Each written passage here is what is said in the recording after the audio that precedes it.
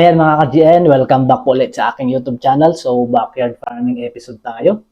So, bago yan, isang mapagpalang araw po sa ating lahat dyan. So, ingat po tayo. Meron po tayo ditong isang tray ng itlog or isang tray at 3 piraso, bali 33 pieces na itlog ng Rhode Island Red natin. So, sa video na to, sa mga kagaya ko na ilang piraso lang yung yung breeders nila. So, mahirap mag-ipon. So, iabutin tayo ng higit 1 linggo or 2 linggo bago makapag-ipon ng isang isang salang sa sa mga incubator natin. Kasi karamihan sa incubator nasa 40 to 50 pataas yung capacity. So, hindi naman natin pwedeng isalang agad yung ganitong karami lang kasi sayang yung oras, sayang yung space. So, kailangan ipunin muna natin bago natin isalang yung mga nasa 40 to 50 pieces. So, sa video na to, papakita ko sa inyo kung paano i-preserve or pahabain yung span or yung fertility ng itlog natin na hindi nasisira. So, kapag kasi naka-imbak lang ng ganito, so, ang fertility nito is nasa 1 week lang. 5 days to 1 week. So, sayang kung i-imbak natin tapos syempre masisira. Doon dadami yung mga bugok or masisira lang itlog. So, kailangan nating i-preserve muna to. Kasi pag na-preserve to, maaabot ito ng hanggang 2 linggo.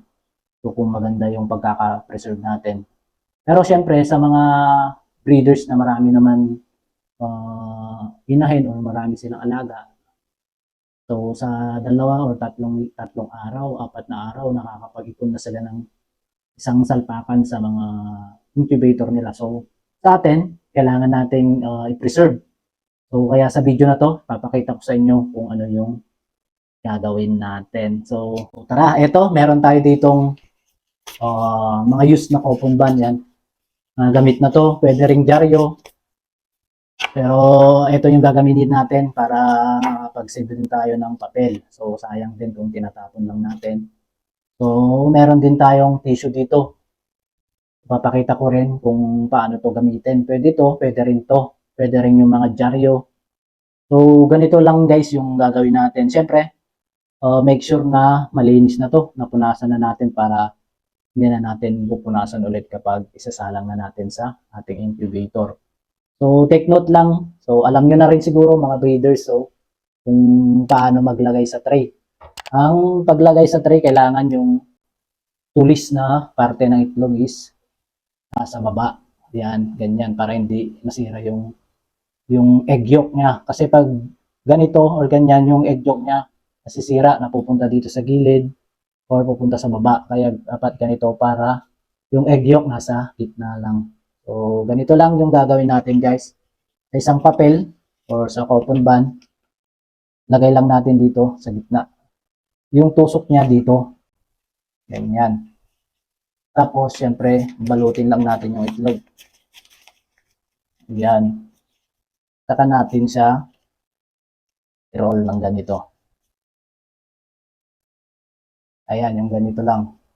Ganito lang guys. Yan. Syempre, lalagay din natin dapat. Kaya, ganito yung ginawa natin. May tanda tayo na dito. Ito yung pinakataas. Ito yung pinakababa. Ayan, ganito lang. Tapos, mamaya, ilalagay natin ito sa chiller.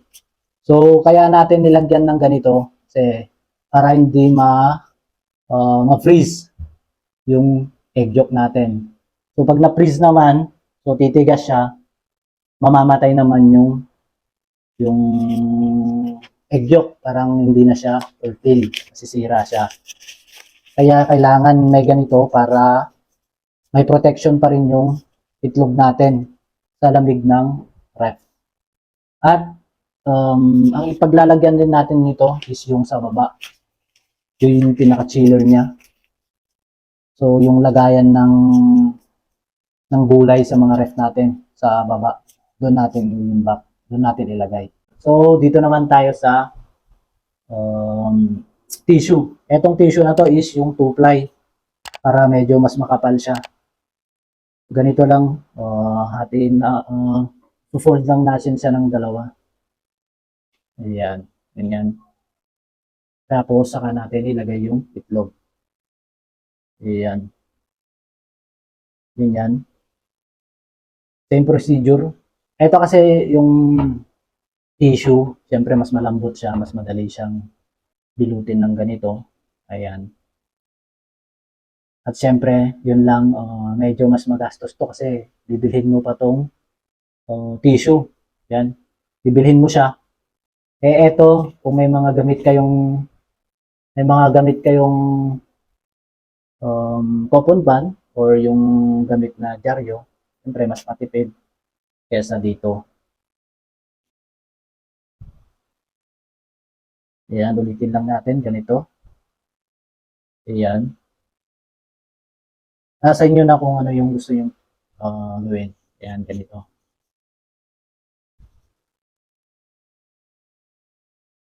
So, ito na guys, tapos na natin. Ito na lahat yung nabalot natin. So, ilalagay na natin ito sa chiller doon sa sa part ng baba ng ref natin, yung lagayan ng gulay.